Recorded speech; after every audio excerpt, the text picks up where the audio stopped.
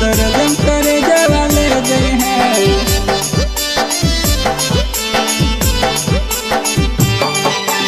हमारा छोड़ के जे भी ससुरवा एगो काम करी जई है। हमरा छोड़ के जे भी ससुरवा एगो काम करी जई है। आखिरी मिलन मिल जई है गोदरेज करे जवाले जई है। आखिरी मिलन मिल जई है गोदरेज करे जवाले जई है। कट गेलो बास जानो छड़ गेलो मारावागे। कट गेलो बास जानो छड़ गेलो मारावागे। यारावा करो तोरे से विनतिया देखबो अपन चेहरावागे। यारावा करो तोरे से विनतिया देखबो अपन चेहरावागे। आखिरी मिलन मिल गई है गोदरेज करे जवाले जई है।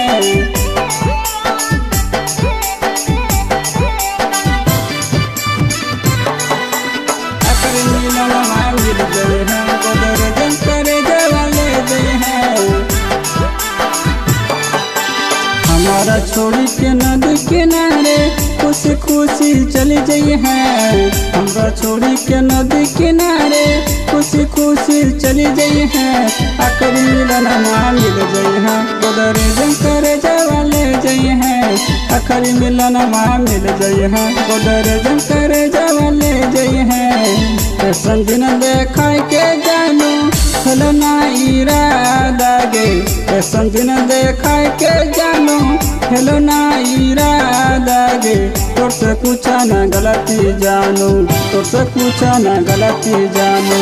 जोड़ी बनावल विधाता गे तोर से कुछ न गलती जानू। जोड़ी बनावल विधाता गे।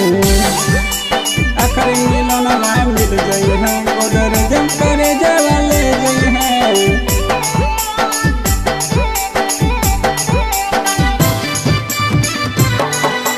आखिरी मिलन मिल गई है गोदरेज करे जवाले जई है।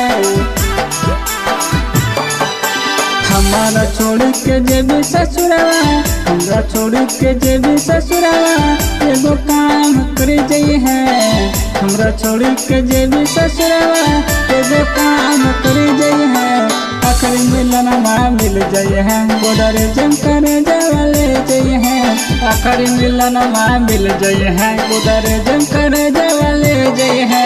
राइटर सुजलवा से तोले बिना ता सिंगर सोनू से जुड़ लिए है।